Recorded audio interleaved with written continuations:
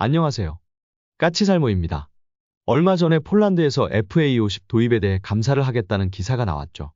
갑자기 이런 이야기가 왜 나온 것이고, 어디서 나온 것일까요? 그래서 오늘은 그 이야기를 해볼까 합니다. 그 전에 앞서서 이번에 우리나라 최초로 전차와 자주포를 포함한 기갑부대가 해외의 연합훈련에 참여한다고 합니다. 우리나라는 이번에 카타르에 우리의 기갑부대를 보내서 연합훈련을 실시하게 되는데요. 그 규모는 흑표전차와 K9 자주포를 포함해서 14대라고 하고요. 병력 규모는 100명 정도라고 합니다. 이번 훈련은 작년인 2023년 12월경에 우리의 육군참모총장이 카타르와 UAE를 방문하면서 추진하기 시작한 훈련으로, 그 당시 우리는 카타르와 UAE를 방문해서 군사교류를 확대하기로 했고, 그리고 서로의 훈련장에서 훈련을 함으로써 각각의 나라가 경험하기 힘든 환경에서 훈련하자는 약속을 하기도 했습니다. 그리고 그 일환으로 UAE군은 우리나라에 부대를 파병해서 우리의 과학화 훈련장에서 우리 군과 합동으로 훈련을 하기도 했습니다. 그리고 그 일환으로 우리도 카타르에 병력을 보내서 현지에서 카타르 군과 연합훈련을 하기로 한 건데요. 특별히 이번에는 특히 기갑부대를 보내서 훈련을 하기로 한 것입니다. 이번에 우리는 천왕봉급 4번 함인 노적봉함에 병력을 실어서 현지로 파병하게 되는데요. 그러고 보니 우리의 천왕봉급들이 요즘 정말 열일하는 것 같습니다. 얼마 전에는 천왕봉급 2번 함인 천자봉함이 림페훈련에 참여해서 우리의 비공시험을 지원하기도 했는데요. 이번에는 또 노적봉함이 우리의 육군을 카타르까지 운반한다고 합니다. 그리고 당연히 노적봉함도 카타르 근해에서 카타르 해군과 기동훈련을 실시한다고 합니다. 이번 훈련을 위해서 우리 육군은 7개월간의 준비를 했으며 두 차례에 걸쳐서 카타르 현지 사전 답사를 했다고 합니다. 특히 이번에는 우리나라에서 하기 힘든 최대 사거리 발사 훈련과 TOT 사격 훈련 등 우리나라 환경상 하기 힘든 훈련을 많이 할 거라고 합니다. 그래서 이번 훈련은 우리나라군에게도 우리나라에서 할 수 없는 훈련을 하게 해줌으로써 전력 증강에 큰 도움이 될 것으로 보입니다. 그러고 보니 이번에 우리 장병들이 카타르 현지까지 상륙함으로 가면서 고생을 하지 않을까 하는 생각도 드는데요. 물론 노적봉함은 함수가 구상선수라서 원양항해에 적합하기 때문에 고준봉급 같은 전차 상륙함을 타고 가는 것보다는 훨씬 편할 것입니다. 과거에 수다맨이 TV에 나와서 해군 상륙함을 타고 해외 파병을 나갔던 이야기를 하면서 고생을 많이 했다고 이야기한 게 생각나는데요. 그때 수다맨이 타고 간 게 전차 상륙함이었고, 전차 상륙함은 해변에 접안하기 위해서 선수가 평평해서 파도를 가르고 나가는 힘이 없어서 파도가 치면 엄청나게 흔들려서 탑승한 병사들이 힘들다고 하는데요.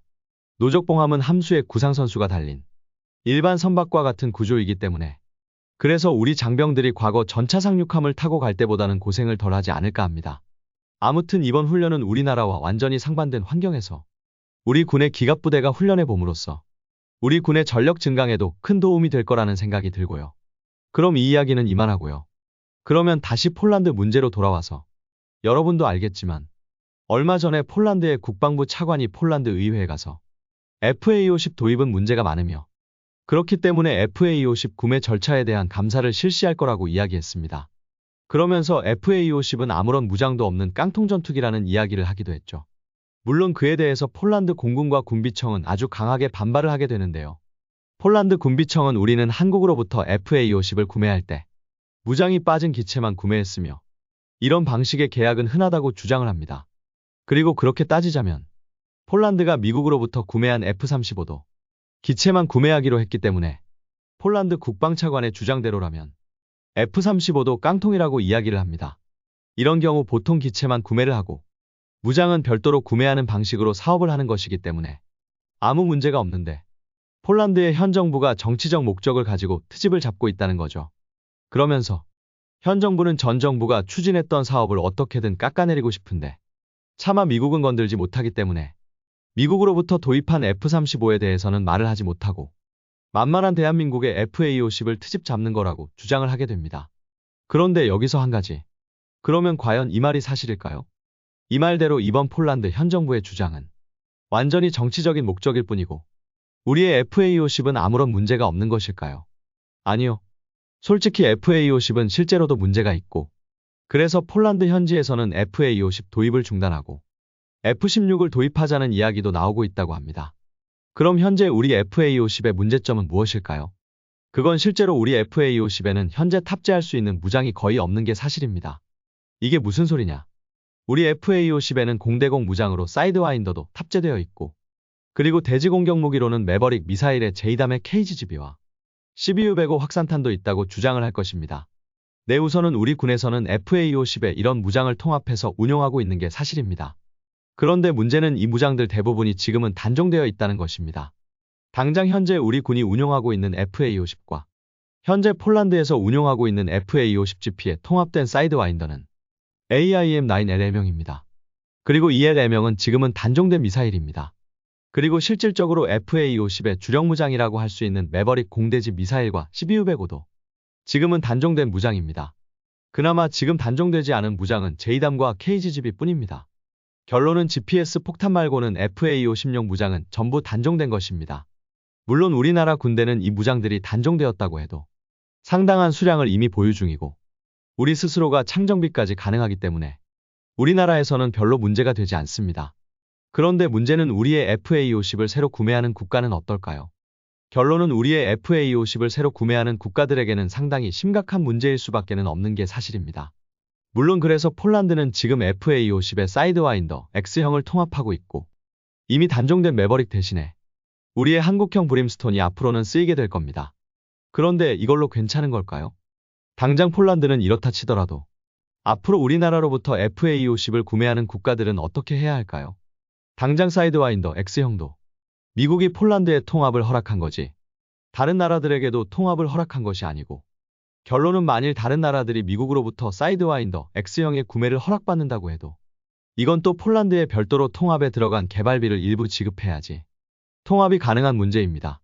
결론은 미국의 허락과 추가적인 비용이 들어갈 거라는 것입니다. 그리고 진짜 문제는 이게 아니죠. 당장 폴란드가 FA-50을 구매한 목적을 달성하기 위해서는 암람을 통합해야 합니다. 그래서 폴란드는 지금 FA-50PL에서는 미국산 팬텀 스트라이크라는 A사 레이더를 통합하기로 했죠. 그런데 문제는 FA-50의 암람을 통합하는 비용이 너무 많이 들어간다는 것입니다. 과거에는 FA-50의 암람을 통합하기 위해서는 5천억이 든다고 했지만 실제로 이건 사이드와인더 X형과 A사 레이더 통합 비용까지 다 합친 가격이고 암람만 통합하는 데는 실제로는 2,500억쯤 든다고 합니다.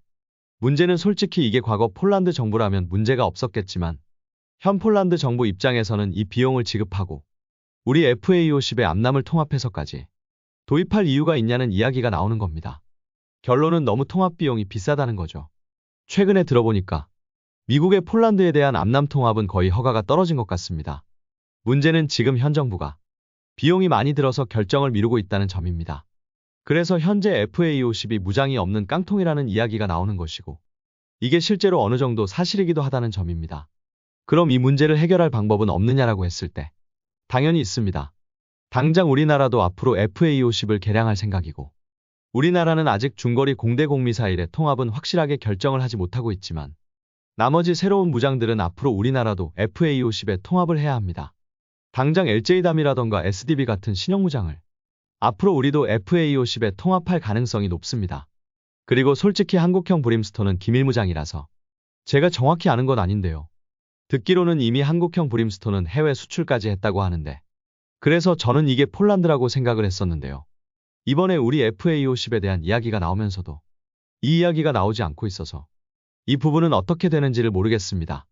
분명 우리가 지금 폴란드에 인도하고 있는 FA-50GP는 우리 군과 똑같은 모델이 아니라 그래도 소량이나마 개량이 된 FA-50 블록 10급의 기체일 것이고 그럼 이 기체에서도 한국형 브림스톤을 운용할 수 있을 텐데 이것에 대한 언급이 없다는 게 이해가 안 되는 부분입니다. 그러나 이 문제는 한국형 브림스톤이 기밀무장이라 실제로 폴란드에 판매되었는지의 여부는 제가 확인할 방법이 없어서 뭐라고 말을 못하겠네요. 아무튼 결론은 어차피 우리나라의 FA-50에 운용하는 무장들이 대부분 단종된 건 사실이고 우리나라도 당장은 문제가 없겠지만 장기적인 운용을 위해서는 FA-50에 새로운 무장을 통합해야 한다는 뜻이고 이미 잠정적으로 통합될 새로운 무장 후보들도 어느 정도 윤곽이 드러나 있다는 것입니다. 그래서 이번 기회에 이런 무장들을 폴란드가 FA-50PL을 개발하면서 폴란드가 비용을 지불해서 통합하게 하지 말고 우리의 FA-50 개량 사업의 일부를 앞당겨서라도 FA-50PL 개발 일정에 맞추어서 통합을 해줘야 한다고 생각을 합니다. 물론 이미 폴란드가 통합을 결정한 사이드와인더 X형이나 아직 우리나라 FA-50의 통합 여부를 결정하지 못한 중거리 공대공 미사일은 우리가 비용을 지불하고 통합할 수는 없겠죠. 그러나 어차피 통합해야 하는 무장들이 있지 않습니까? 이거라도 빨리 해줘야 한다는 것입니다. 그렇지 않다면 폴란드가 문제가 아니라 다른 나라들의 FA50을 수출을 하려 할 때도 분명 문제가 될 수밖에는 없습니다. 물론 이번에 폴란드 현 정부의 주장은 다분히 정치적인 목적이 있는 게 사실입니다. 그러나 그들이 정치적인 목적이 있다고 해서 아예 아무런 근거도 없는 주장을 하는 게 아닙니다.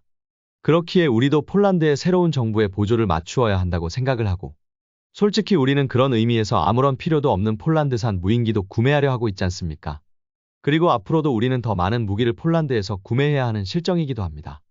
그러니 그럴 돈으로 차라리 우리의 FA50의 개량 사업을 앞당기고, 원래라면 우리의 FA50 개량 사업은 1차로 주로 현대화된 조종석을 적용해서 T-50의 훈련 능력을 강화하고, 그 후에 추가 무장은 2차 개량에 하기로 했는데요.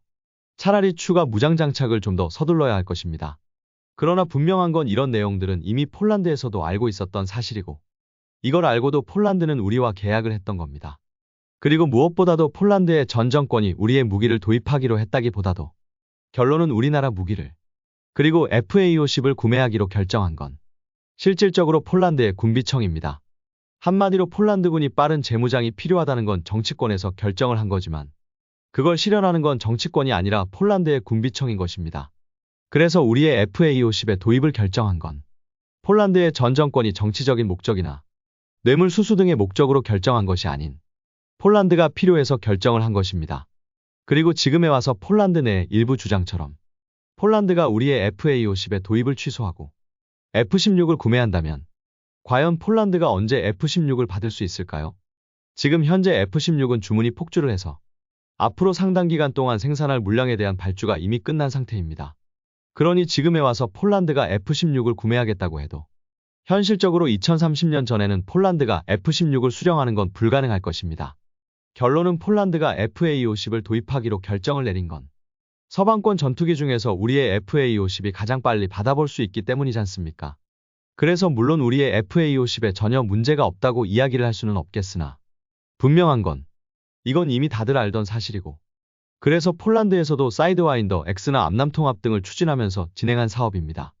솔직히 이런 비용을 전부 포함한다고 해도 그럼에도 여전히 우리 FA-50이 F-16보다 더 저렴하기도 하고요. 그런데 이제 와서 정권이 바뀌었다고 이 문제를 문제로 삼는 건 다분히 정치적인 모습이라고 밖에는 말할 수 없습니다. 그리고 이건 우리나라가 무기 수출을 조금 못하게 되어서 안타까운 점을 떠나서 후진국들의 특징이기도 합니다.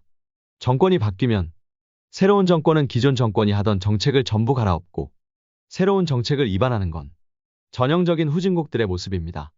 솔직히 말해서 그래서 폴란드도 결코 선진국이라고 말할 만한 나라가 아니라는 걸 이번에 여실히 보여주는 거라고 생각을 하고요. 아무리 정권이 바뀌었다고 해도 정부가 하는 정책은 연속성이 있어야 하는 것이고, 특히 현 정부도 폴란드의 재무장을 반대하는 건 아니지 않습니까? 그럼에도 이런 이야기가 나온다는 건 정말 다분히 후진국 정부의 정치적인 모습이라고 할 수 있다고 봅니다. 그렇기에 폴란드의 저런 후진적인 모습은 우리의 무기를 조금 못 팔게 될까봐 걱정스럽기보다는 러시아라는 엄청난 적을 상대로 해야 하는 폴란드라는 국가가 하나의 목표를 달성하기 위해서 뭉쳐도 러시아를 상대하는 게 쉽지 않을 텐데, 과연 저런 모습으로 러시아에 대한 대비를 제대로 할 수 있을지가 걱정일 뿐입니다.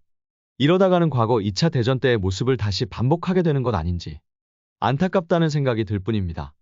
여러분은 이 문제를 어떻게 보시나요? 제가 보기에는 폴란드 현 정부의 저런 모습은 국가를 위한다기보다는 자신들의 정치적 이득을 위해서라고 밖에는 안 보이는데, 여러분의 생각은 어떠한가요? 이상 영상 봐주셔서 감사합니다.